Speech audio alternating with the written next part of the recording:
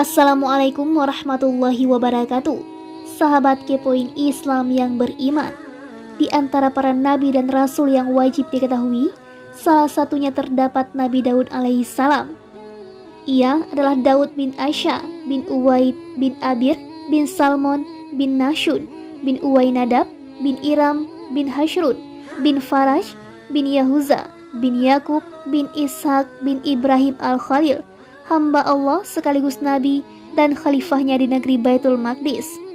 Muhammad bin Ishak meriwayatkan dari sebagian ahlul ilmi, dari Wahab bin Munabbih, Daud bertubuh pendek, bermata biru, jarang bulunya, berhati suci dan bersih. Seperti yang telah disebutkan sebelumnya, Daud membunuh Jalut. Pembunuhan ini menurut penuturan Ibnu As-Sakir terjadi di dekat istana Ummu Hakim di bilangan Maraj Safar. Daud meraih simpati Bani Israel, mendukungnya juga kekuasaannya. Pada akhirnya, Talut menyerahkan kekuasaan kepada Daud, sehingga Allah menyatukan kekuasaan dan kenabian untuknya, menyatukan kebaikan dunia dan akhirat. Sebelumnya, kekuasaan ada di garis keturunan Sib, sementara kenabian ada di garis keturunan lainnya, hingga akhirnya keduanya menyatu pada sosok Daud.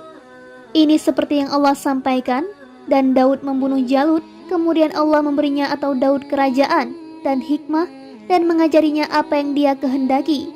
Dan kalau Allah tidak melindungi sebagian manusia dengan sebagian yang lain, niscaya rusaklah bumi ini. Tetapi Allah mempunyai karunia yang dilimpahkannya atas seluruh alam. Quran Surah Al-Baqarah ayat 251, yaitu, andai Allah tidak mengangkat raja-raja sebagai penguasa untuk memimpin rakyat, tentu yang kuat di antara mereka memakan yang lemah. Karena itu, dalam sebagian athar disebutkan, Sultan adalah naungan Allah di muka buminya. Amirul Mukminin Utsman bin Affan mengatakan, sungguh dengan kekuasaan Allah menanam sesuatu yang tidak ia tanam dengan Al-Quran. Ibnu Jarir menyebutkan dalam At-Tarikh, ketika berhadapan dengan Talut, Jalut menantang, datanglah kemari, lalu aku akan menghampirimu. Talut mendorong pasukannya, lalu Daud maju hingga membunuh Jalut. Wahab bin Munabbih mengatakan, orang-orang lebih bersimpati kepada Daud, hingga Talut tak lagi punya nama. Mereka melengsarkan Talut dan menunjuk Daud sebagai raja. Menurut salah satu sumber, peralihan kekuasaan ini atas perintah Samuel, hingga sebagian ada yang menyatakan, Samuel sudah menyerahkan kekuasaan kepada Daud sebelum peperangan. Ibnu Jarir mengatakan, menurut pendapat mayoritas, Daud diangkat sebagai raja setelah Jalut terbunuh. Ibnu As-Sakir meriwayatkan dari Sa'id bin Abdul Aziz, Daud membunuh Jalut di dekat istana Ummu Hakim, dan sungai yang ada di sana itulah sungai yang disebut dalam ayat di atas. Allah Subhanahu wa taala berfirman, dan sungguh telah kami berikan kepada Daud karunia dari kami.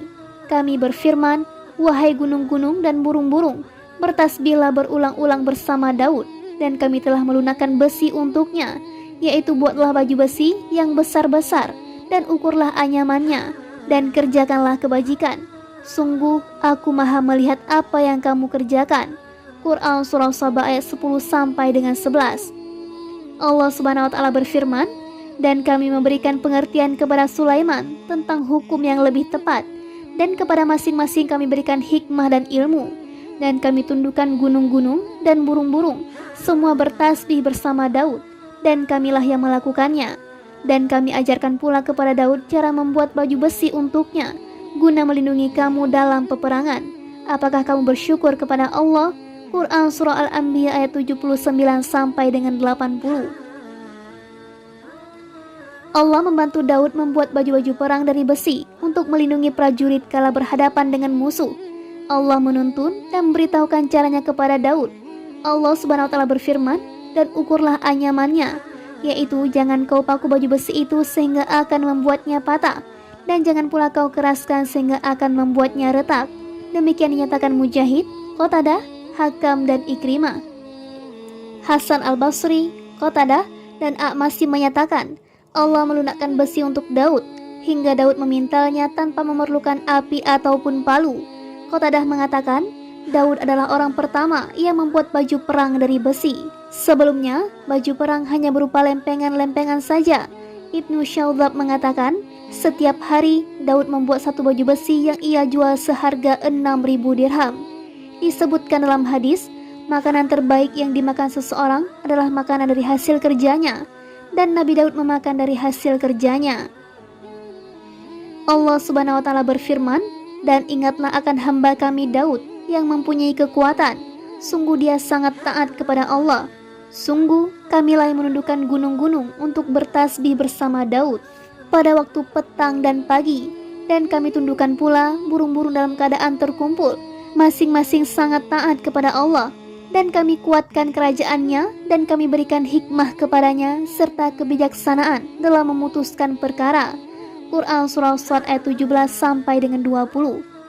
Ibnu Abbas dan Mujahid menjelaskan, Ain adalah kekuatan dalam ketaatan. Maksudnya, Daud memiliki kekuatan untuk beribadah dan beramal saleh. Qatadah mengatakan, Daud diberi kekuatan untuk beribadah dan pemahaman dalam Islam. Ia juga menyatakan, diriwayatkan kepada kami, Daud qiyamul lail atau salat malam pada malam hari, dan puasa setengah tahun atau sehari berpuasa, sehari berbuka. Disebutkan dalam kitab Sahihain, Rasulullah SAW bersabda, salat yang paling disukai Allah adalah salatnya Daud, dan puasa yang paling disukai Allah adalah puasanya Daud. Ia tidur separuh malam, qiyamul lail sepertiganya, lalu tidur lagi seperenamnya. Ia berpuasa sehari dan berbuka sehari, dan tidak melarikan diri saat berhadapan dengan musuh.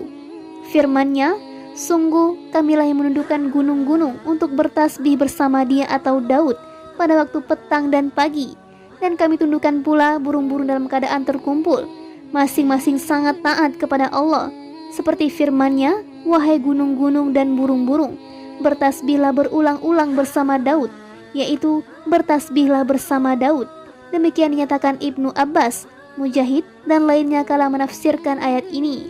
Sungguh kamilah yang menundukkan gunung-gunung untuk bertasbih bersama dia atau Daud pada waktu petang dan pagi, yaitu pada akhir dan permulaan hari, karena Allah memberikan Daud suara yang sangat merdu, yang tidak ia berikan pada siapapun. Ketika Daud membaca kitabnya, burung berhenti di udara, ikut melantunkan dan bertasbih mengikuti tasbih Daud. Gunung-gunung juga menyahut dan ikut bertasbih bersamanya pada pagi dan sore hari.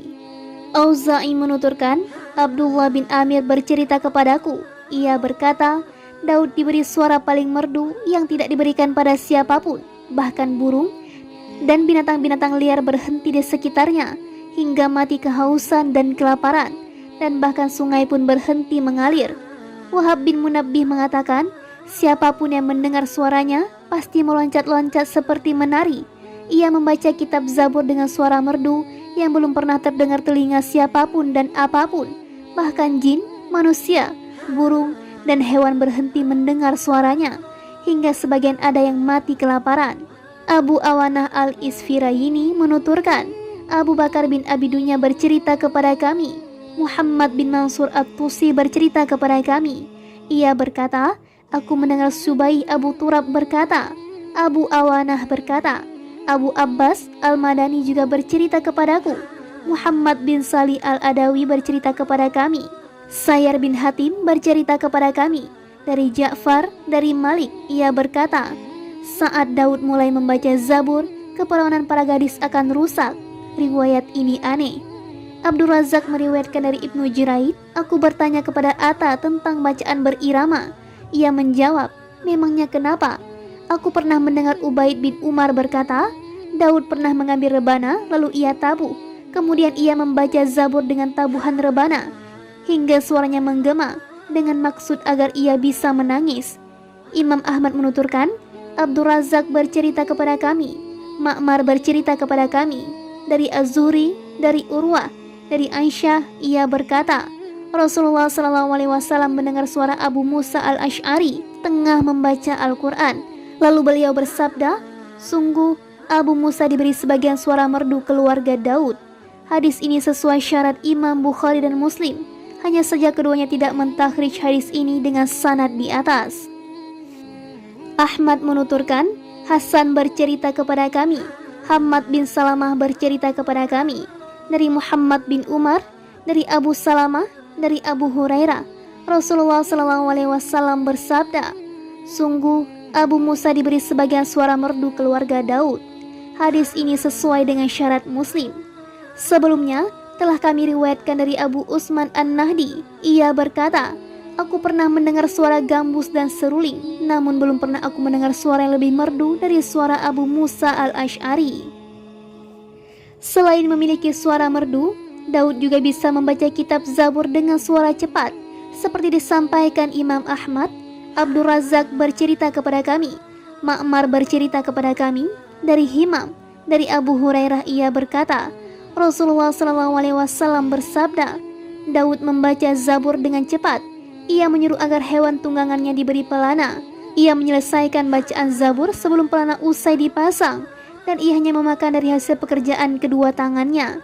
Seperti itu juga yang diriwayatkan Imam Bukhari secara tersendiri dari Abdullah bin Muhammad, dari Abdul Razak dengan matan serupa. Bentuk matanya sebagai berikut. Daud membaca Zabur dengan cepat. Ia menyuruh agar hewan tunggangannya diberi pelana. Ia menyelesaikan bacaan Al-Quran atau Zabur sebelum pelana usai dipasang, dan ia hanya memakan dari hasil pekerjaan kedua tangannya. Selanjutnya, Imam Bukhari mengatakan, hadis ini juga diriwayatkan Musa bin Uqbah dari Safwan bin Salim, dari Atta bin Yasar, dari Abu Hurairah, dari Nabi SAW. Ibnu Asakir pada biografi Daud dalam At-Tarikh karyanya menghubungkan sanad hadis ini dari beberapa jalur, dari Ibrahim bin Tuhman, dari Musa bin Uqbah, juga dari jalur Abu Asim, dari Abu Bakar As-Sabri, dari Safwan bin Sulaim dengan matan yang sama. Yang dimaksud Al-Quran dalam hadis di atas adalah kitab Zabur yang diturunkan dan diwahyukan Allah kepadanya. Ibnu Asakir juga menyebutkan riwayat lain yang lebih tepat jika disebut riwayat mahfuz atau terjaga. Daud adalah seorang raja yang memiliki banyak pengikut. Ia membaca kitab Zabur seukuran lama pelana dipasang di atas hewan tunggangan. Bacaan ini tentu saja cepat, namun disertai renungan dan lantunan secara khusyuk. Allah Subhanahu wa Ta'ala berfirman, dan kami berikan Zabur kepada Daud. Quran Surah An-Nisa 163. Zabur adalah sebuah kitab masyhur. Dalam kitab tafsir, kami menyebutkan sebuah hadis yang diriwayatkan Ahmad dan lainnya. Zabur diturunkan pada bulan Ramadan. Di dalamnya terdapat nasihat-nasihat dan hikmah-hikmah yang familiar bagi yang membacanya. Firman-Nya, dan kami kuatkan kerajaannya, dan kami berikan hikmah kepadanya, serta kebijaksanaan dalam memutuskan perkara, yaitu kami memberinya kerajaan besar dan kebijakan dalam memutuskan perkara. Ibnu Jarir dan Ibnu Abi Hatim meriwayatkan dari Ibnu Abbas, ada dua orang mengajukan perkara di hadapan Daud terkait seekor sapi betina. Salah satu di antara keduanya mengaku bahwa yang satunya lagi merampas sapi tersebut, namun pihak yang tertuduh mengingkari hal itu. Daud menunda putusan perkara hingga malam hari. Pada malam harinya, Allah mewahyukan agar si penuduh dibunuh. Pada pagi harinya, Daud berkata padanya, Allah mewahyukan padaku untuk membunuhmu. Aku akan membunuhmu. Kenapa kau menuduh seperti itu? Ia menjawab, demi Allah, wahai Nabi Allah, tuduhanku benar. Hanya saja, aku pernah membunuh ayah orang itu sebelum kejadian ini. Daud kemudian memerintahkan agar orang tersebut dibunuh. Ia pun dibunuh. Nama Daud kian disegani di tengah-tengah Bani Israel. Mereka tunduk dan patuh padanya. Ibnu Abbas mengatakan, itulah firman Allah, dan kami kuatkan kerajaannya, dan firman-Nya, dan kami berikan hikmah, yaitu kenabian, kepadanya serta kebijaksanaan dalam memutuskan perkara. Syurai, Sya'bi, Qatadah, Abu Abdurrahman As-Sulami, dan lainnya mengatakan, kebijaksanaan dalam memutuskan perkara adalah saksi dan sumpah. Maksud mereka adalah hadis berikut, bukti wajib bagi pihak penuduh dan sumpah wajib bagi pihak yang mengingkari. Mujahid dan As-Suddi mengatakan, maksudnya tepat dalam memutuskan perkara dan memahaminya dengan baik. Mujahid mengatakan, maksudnya adalah kebijaksanaan dalam bertutur kata dan memutuskan perkara. Pendapat ini dipilih Ibnu Jarir. Ini tidak menafikan riwayat dari Abu Musa bahwa yang dimaksud adalah kata-kata. Wahab bin Munabbih menuturkan, kala kejahatan dan kesaksian-kesaksian palsu merebak di kalangan Bani Israel, Daud diberi rantai untuk memutuskan perkara. Rantai ini terbentang dari langit hingga ke sakhrah Baitul Maqdis, terbuat dari emas. Ketika ada dua orang berperkara, lalu siapa yang benar di antara keduanya, ia bisa meraih rantai tersebut, sementara yang salah tidak bisa meraihnya. Kondisi seperti ini terus berjalan, hingga pada akhirnya ada seseorang menitipkan mutiara pada orang lain. Lalu orang yang dititipi mengingkari benda tersebut. Ia atau yang dititipi kemudian mengambil tongkat lalu menyelipkan mutiara tersebut di dalam tongkat. Saat keduanya menghampiri sakhrah, pihak yang menuduh bisa meraih rantai tersebut. Kemudian ketika dikatakan pada pihak yang satunya lagi, ambil tongkat itu dengan tanganmu, ia kemudian menghampiri dan mengambil tongkat tersebut. Lalu ia berikan kepada orang yang menuduh, dan mutiara miliknya ada di dalam tongkat tersebut. Daud kemudian mengucapkan, "Ya Allah, sungguh kau tahu, aku telah menyerahkan atau mutiara itu padanya." Si pemilik mutiara kemudian meraih rantai itu dan bisa. Namun, karena permasalahan ini terasa rumit bagi Bani Israel, akhirnya putusan rantai ini dengan cepat dihilangkan. Sejumlah mufassir juga menyebutkan kisah semakna. Ishaq bin Bishr meriwayatkan dari Idris bin Sinan, dari Wahab dengan matan semakna. Dan apakah telah sampai kepadamu berita orang-orang yang berselisih ketika mereka memanjat dinding mihrab? Ketika mereka masuk menemui Daud, lalu dia terkejut karena kedatangan mereka. Mereka berkata, "Janganlah takut, kami berdua sedang berselisih. Sebagian dari kami berbuat zalim kepada yang lain. Maka berilah keputusan di antara kami secara adil, dan janganlah menyimpang dari kebenaran, serta tunjukilah kami ke jalan yang lurus. Sesungguhnya, saudaraku ini mempunyai 99 ekor kambing betina, dan aku mempunyai seekor saja." Lalu dia berkata, "Serahkanlah kambingmu itu kepadaku." Dan dia mengalahkan aku dalam perdebatan. Dia Daud berkata, "Sungguh dia telah berbuat zalim kepadamu dengan meminta kambingmu itu untuk ditambahkan kepada kambingnya. Memang banyak di antara orang-orang yang bersekutu itu berbuat zalim kepada yang lain, kecuali orang-orang yang beriman dan mengerjakan kebajikan, dan hanya sedikit mereka yang begitu." Dan Daud menduga bahwa kami mengujinya, maka dia memohon ampunan kepada Tuhannya, lalu menyungkur sujud dan bertobat. Lalu kami mengampuni kesalahannya itu, dan sungguh dia mempunyai kedudukan yang benar-benar dekat di sisi kami dan tempat kembali yang baik. Quran Surah As-Sad ayat 21-25. Sejumlah mufassir dari kalangan salaf dan khalaf menyebutkan beberapa kisah dan kabar terkait kejadian ini. Namun, sebagian besar di antaranya adalah kisah-kisah Israiliyat, sebagian di antaranya kisah dusta. Para imam berbeda pendapat terkait sujud tilawah dalam surah As-Sad. Apakah termasuk sujud tilawah atau hanya sujud syukur saja? Ada dua pendapat. Imam Bukhari menuturkan, Muhammad bin Abdullah bercerita kepada kami. Muhammad bin Ubaid At-Tanafisi bercerita kepada kami. Dari Awam, ia berkata, "Aku bertanya kepada Mujahid terkait sujud tilawah dalam surah As-Sad." Ia berkata, "Aku pernah bertanya kepada Ibnu Abbas, pada bagian ayat mana aku harus sujud tilawah?" Ibnu Abbas menjawab, "Bukankah kau membaca, dan kepada sebahagian dari keturunannya atau Nuh, yaitu Daud, Sulaiman." Quran Surah Al-An'am ayat 84. Mereka itulah orang-orang yang telah diberi petunjuk oleh Allah, maka ikutilah petunjuk mereka. Quran Surah Al-An'am ayat 90. Daud termasuk salah seorang nabi yang oleh nabi kalian Muhammad SAW diperintahkan untuk diikuti. Daud bersujud pada ayat ini, dan Rasulullah SAW juga bersujud pada ayat ini. Imam Ahmad menuturkan, Ismail bin Aliyah bercerita kepada kami dari Ayyub, dari Ikrimah, dari Ibnu Abbas, ia berkata, "Sujud dalam surah Sad bukan termasuk sujud-sujud tilawah yang diharuskan, dan aku pernah melihat Rasulullah SAW sujud pada ayat dalam surah tersebut." Seperti itu juga yang diriwayatkan Imam Bukhari, Abu Daud, At-Tirmizi, dan An-Nasa'i dari Ayyub. At-Tirmizi berkata, hadis ini hasan sahih. An-Nasa'i menuturkan, Ibrahim bin Hasan Al-Muqsimi mengabarkan kepadaku, Hajjaj bin Muhammad bercerita kepada kami dari Umar bin Zar, dari ayahnya, dari Sa'id bin Jubair, dari Ibnu Abbas, bahwa Nabi SAW bersujud pada surah Sad. Beliau kemudian bersabda, Daud bersujud padanya karena bertobat, sementara kami bersujud padanya karena bersyukur. Hanya Ahmad yang meriwayatkan hadis ini dan para perawinya thiqah.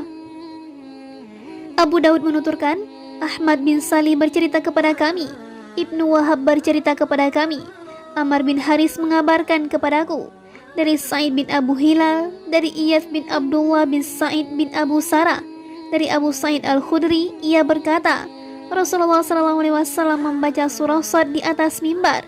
Kemudian saat sampai ayat sajdah, beliau turun lalu sujud. Orang-orang ikut sujud bersama beliau. Pada hari yang lain, beliau membacanya. Kemudian ketika sampai pada ayat sajdah, orang-orang sudah bersiap untuk sujud. Beliau berkata, ayat ini hanya tobat seorang nabi. Hanya saja aku melihat kalian sudah bersiap-siap untuk sujud. Beliau kemudian turun lalu sujud. Pada hari kiamat, Daud alaihissalam berdiri di dekat kaki Arash. Lalu Allah subhanahu wa ta'ala berfirman, wahai Daud, agungkanlah aku pada hari ini dengan suara indah dan merdu seperti dulu kau mengagungkanku di dunia. Daud berkata, bagaimana aku bisa sementara kau telah mengambilnya dariku? Allah kemudian berfirman, sungguh aku akan mengembalikannya atau suara merdu itu padamu hari ini. Daud kemudian melantunkan suara yang mengalahkan kenikmatan para penghuni surga. Wahai Daud, sesungguhnya engkau kami jadikan khalifah penguasa di bumi. Maka berilah keputusan atau perkara di antara manusia dengan adil, dan janganlah engkau mengikuti hawa nafsu, karena akan menyesatkan engkau dari jalan Allah. Sungguh, orang-orang yang sesat dari jalan Allah akan mendapat azab yang berat, karena mereka melupakan hari perhitungan. Quran Surah Shad ayat 26. Ini khitab Allah bersama Daud, yang dimaksud adalah para pemimpin manusia. Allah memerintahkan mereka untuk berlaku adil, mengikuti kebenaran yang diturunkan Allah, bukan pendapat dan hawa nafsu. Allah mengancam siapapun yang menempuh selain jalan kebenaran dan memutuskan perkara tanpa menggunakan hukum Allah. Pada masa itu, Daud menjadi teladan dalam keadilan, ibadah, dan ketaatan-ketaatan yang mendekatkan diri kepada Allah, hingga tak ada waktu berlalu sesaat pun di kalangan ahlul baitnya, baik pada malam ataupun siang hari tanpa ibadah. Seperti yang Allah firmankan, bekerjalah hai keluarga Daud untuk bersyukur kepada Allah, dan sedikit sekali dari hamba-hambaku yang berterima kasih. Quran Surah Saba ayat 13. Abu Bakar bin Abi Dunya menuturkan, Ismail bin Ibrahim bin Basam bercerita kepada kami, Salih Al-Mari bercerita kepada kami, dari Abu Imran Al-Jawli, dari Abu Jalad, ia berkata, aku membaca terkait permasalahan Daud alaihissalam. Ia berkata, ya Rob, bagaimana aku bisa bersyukur kepadamu, padahal aku tidak bisa menggapai syukurmu selain karena nikmatmu jua. Wahyu kemudian datang padanya, wahai Daud, bukankah kau tahu bahwa semua nikmat yang ada padamu itu berasal dariku? Betul ya Rob, jawabnya. Allah berfirman, sungguh aku merelakan hal itu sebagai rasa syukurmu. Al-Baihaqi menuturkan, Abu Abdullah Al-Hafiz memberitakan kepada kami, Abu Bakar bin Balawaih memberitakan kepada kami, Muhammad bin Yunus Al-Qurasi bercerita kepada kami, Rauh bin Ubadah bercerita kepada kami, Abdullah bin Lahik bercerita kepadaku. Dari Ibnu Syihab, ia berkata, Daud mengucapkan, segala puji bagi Allah, aku memujinya dengan pujian yang layak bagi kemuliaan wajahnya dan keagungan keluhurannya. Allah kemudian mewahyukan kepadanya, sungguh kau telah melelahkan para malaikat pencatat amal, wahai Daud. Hadis ini juga diriwayatkan Abu Bakar bin Abi Dunya, dari Ali bin Ja'ad, dari Tauri, dengan matan yang sama. Abdullah bin Mubarak menyebutkan dalam kitab Az-Zuhud, Sufyan Ats-Tsauri memberitakan kepada kami, dari seseorang dari Wahab bin Munabbih, ia berkata, disebutkan dalam hikmah keluarga Daud, adalah wajib bagi orang yang berakal untuk tidak melalaikan 4 waktu. Waktu untuk bermunajat kepada Rob, waktu untuk introspeksi diri, waktu untuk mengunjungi saudara-saudaranya yang memberitahukan aib-aibnya dan berkata jujur tentangnya, dan waktu untuk membiarkan diri merasakan kenikmatan yang halal dan berhias diri, karena waktu yang ini membantu untuk ketiga waktu sebelumnya, juga untuk mengistirahatkan hati. Wajib bagi orang yang berakal untuk mengenali waktu, menjaga lisan, dan menjaga rutinitasnya. Adalah wajib bagi orang yang berakal untuk tidak beranjak pergi selain untuk satu di antara 3 keperluan: mencari bekal untuk akhirat, mencari penghidupan, dan mencari kenikmatan yang tidak diharamkan. Athar ini juga diriwayatkan Abu Bakar bin Abi Dunya, dari Abu Bakar bin Abu Kathamah, dari Ibnu Mahdi, dari Sufyan, dari Abu Aghar, dari Wahab bin Munabbi. Ia lalu menyebutkan athar di atas. Juga diriwayatkan dari Ali bin Ja'ad, dari Umar bin Haytham ar-Raqashi, dari Abu Aghar, dari Wahab bin Munabbi. Lalu ia menyebutkan athar di atas. Abu Aghar inilah yang namanya tidak disebutkan dalam riwayat Ibnu Mubarak. Demikian dinyatakan Ibnu Asakir. Abdur Razzaq menuturkan, Bishr bin Rafi memberitakan kepada kami, salah seorang syekh dari Syan'a bernama Abu Abdullah bercerita kepada kami. Ia berkata, aku mendengar Wahab bin Munabbi. Ia lalu menyebut athar yang sama. Al-Hafiz Ibnu Asakir menyebutkan banyak kata bijak dalam biografi Daud alaihi salam. Di antaranya, jadilah ayah penyayang bagi anak yatim, dan ketahuilah bahwa apa yang kau tanam, itulah yang akan kau tuai. Abdur Razzaq meriwayatkan hadis marfu' gharib melalui sejumlah sanad. Daud berkata, wahai orang yang menanam keburukan-keburukan, kelak kau akan menuai durinya. Diriwayatkan dari Daud alaihissalam, ia berkata, perumpamaan penceramah bodoh di tengah-tengah tempat perkumpulan suatu kaum, laksana penyanyi di dekat kepala orang mati.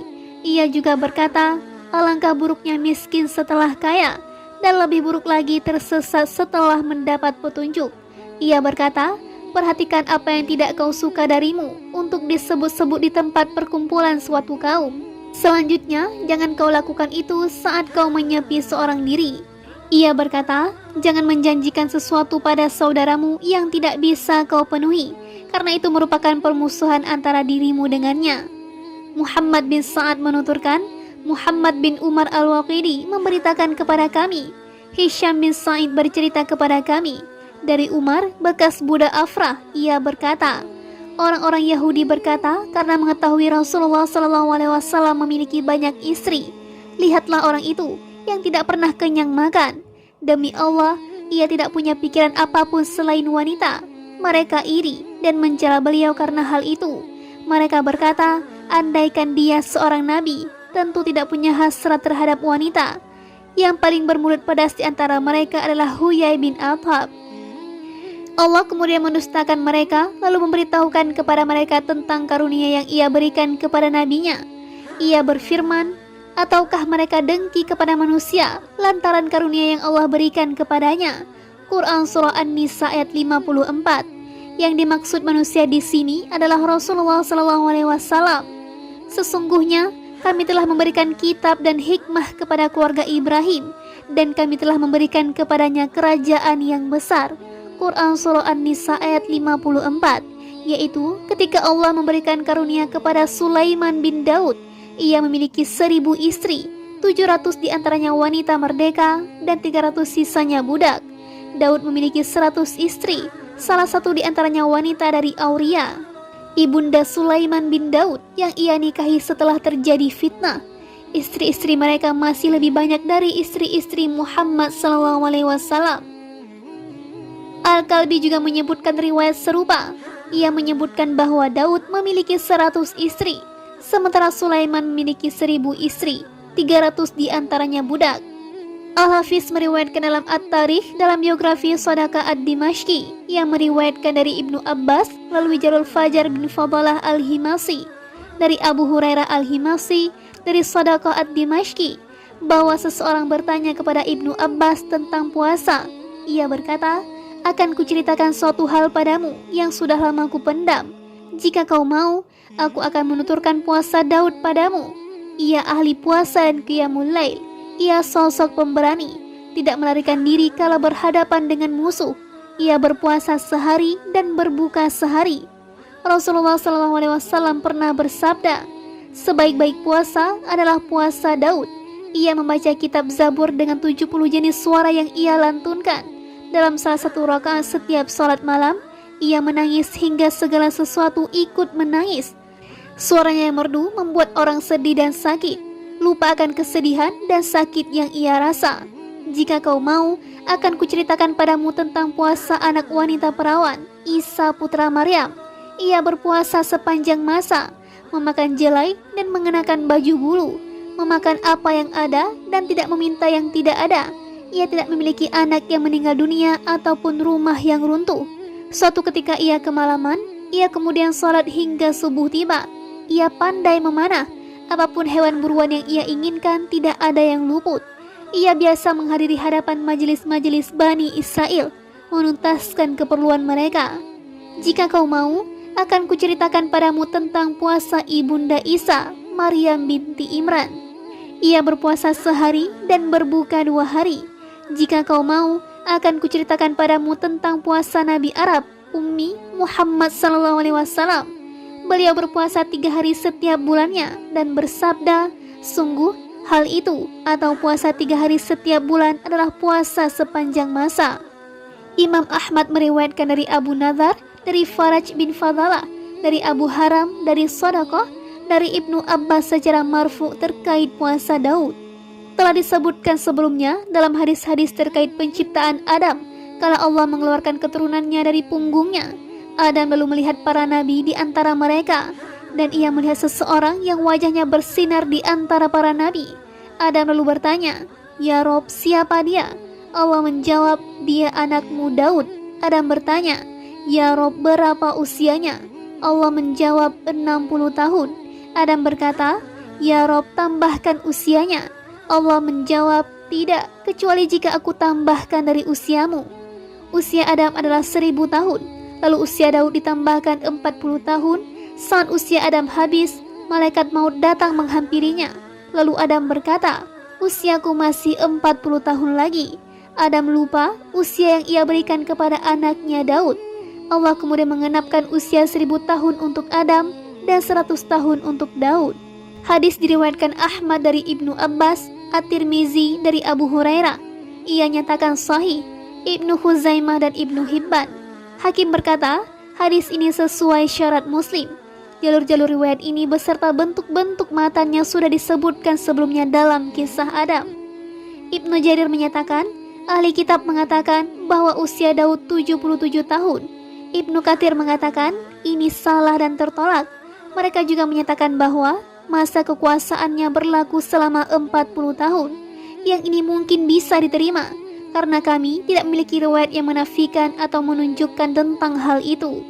Terkait kematian Daud alaihissalam, Imam Ahmad menyebutkan dalam musnadnya, Qabisah bercerita kepada kami, Yakub bin Abdurrahman bin Muhammad bin Amr bin Abu Amma bercerita kepada kami dari Muttalib, dari Abu Hurairah, Rasulullah SAW bersabda, Daud sangat pencemburu. Setiap kali keluar rumah, ia mengunci semua pintu, sehingga tak ada seorang pun masuk menemui keluarganya hingga ia pulang. Suatu ketika, ia pergi dan semua pintu rumah tertutup rapat. Istri Daud kemudian melihatnya dari atas rumah. Ternyata, di tengah-tengah teras rumah ada seseorang berdiri. Istri Daud kemudian berkata kepada orang-orang yang ada di dalam rumah, "Dari mana lelaki itu masuk ke dalam rumah, padahal rumah terkunci?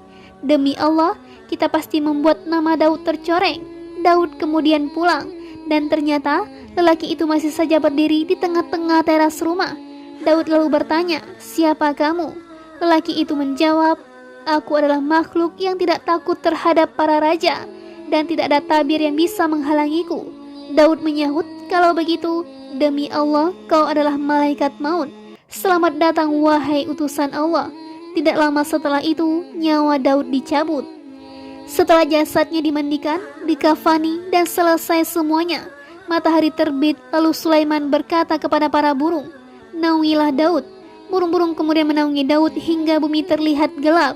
Sulaiman lalu berkata kepada burung-burung, "Katupkan sayap-sayap kalian." Abu Hurairah mengatakan, Rasulullah mempraktekkan kepada kami apa yang dilakukan burung-burung tersebut. Rasulullah mengempitkan tangan. Pada hari itu banyak sekali burung elang yang menaungi. Hanya Imam Ahmad yang meriwayatkan hadis ini. Sanadnya kuat, para perawinya thiqah. Makna kata-kata, pada hari itu banyak sekali burung elang yang menaungi, yaitu banyak burung elang dengan sayap-sayap lebar menaungi. Madrahiyah adalah bentuk jamak madrahi. Al-Jauhari menjelaskan, ia adalah burung elang yang lebar sayapnya. As-Suddi meriwayatkan dari Abu Malik, dari Ibnu Malik, dari Ibnu Abbas, ia berkata, Daud meninggal dunia mendadak, dan itu terjadi pada hari Sabtu. Saat itu, burung-burung menaunginya. As-Suddi juga berkata, Diriwayatkan dari Malik, juga dari Sa'id bin Jubair, ia berkata, Daud meninggal dunia mendadak pada hari Sabtu. Ishaq bin Bishr meriwayatkan dari Abu Urubah, dari Qatadah, dari Hasan, ia berkata, Daud meninggal dunia dalam usia 100 tahun. Ia meninggal dunia mendadak pada hari Rabu. Abu Sakan Al-Hijri berkata, Ibrahim Al-Khalil meninggal dunia mendadak, seperti itu juga dengan Daud dan anaknya Sulaiman. Hadis riwayat Ibnu As-Sakir. Diriwayatkan dari sebagian ahli hadis bahwa malaikat maut datang saat Daud berada di mihrabnya. Lalu Daud berkata padanya, biarkan aku turun atau naik. Malaikat maut berkata, wahai Nabi Allah, tahun, bulan, jejak, dan rezekimu sudah habis. Daud kemudian bersungkur sujud di atas salah satu tangga mihrab itu. Lalu malaikat maut mencabut nyawanya saat ia sujud. Ishaq bin Bishr menuturkan, Wafir bin Sulaiman memberitakan kepada kami dari Abu Sulaiman Al-Filastini, dari Wahab bin Munabbih, ia menuturkan, orang-orang menghadiri jenazah Daud. Mereka duduk di bawah panas sinar matahari di hari yang amat terik. Pada hari itu, jenazahnya diantar 40.000 rahib dengan mengenakan baju panjang dengan penutup kepala, belum termasuk yang lainnya. Bani Israel belum pernah sedih ditinggal mati seorang pun setelah Musa dan Harun melebihi Daud. Mereka sangat terganggu oleh terik sinar matahari. Mereka lalu memanggil Sulaiman agar membuatkan naungan agar tidak terkena sengatan sinar matahari yang amat terik. Sulaiman kemudian keluar lalu memanggil burung-burung. Burung-burung datang, lalu Sulaiman memerintahkan agar saling berbaris satu sama lain dari segenap penjuru hingga hembusan angin terhalang. Orang-orang saat itu hampir saja mati karena pengap. Mereka kemudian menyampaikan hal itu kepada Sulaiman. Sulaiman kemudian keluar lalu memanggil burung-burung agar menaungi orang-orang dari sisi matahari berada dan menjauh dari arah angin berhembus. Burung-burung menjalankan perintah Sulaiman hingga orang-orang berada dalam naungan dan angin berhembus menerpa mereka. Itulah kekuasaan pertama Sulaiman yang mereka saksikan. Al-Hafiz Abu Ya'la menuturkan, Abu Himam Waldi bin Syuja bercerita kepada kami, Walid bin Muslim bercerita kepada kami, dari Hutaim bin Hamid, dari Wadin bin Atta, dari Nasar bin Alqamah, dari Jubair bin Nufair, dari Abu Darda, ia berkata, Rasulullah SAW bersabda, Allah mencabut nyawa Daud di antara para sahabat-sahabatnya. Mereka tidak terkena fitnah ataupun mengubah syariat agama. Para sahabat Al-Masih tetap berpegang teguh pada sunnah dan petunjuknya selama 200 tahun. Hadis ini gharib dan perlu dikaji lebih jauh terkait status marfu'nya, karena Wadin bin Atta dhaif dalam periwayatan hadis. Wallahu a'lam. Wassalamualaikum warahmatullahi wabarakatuh.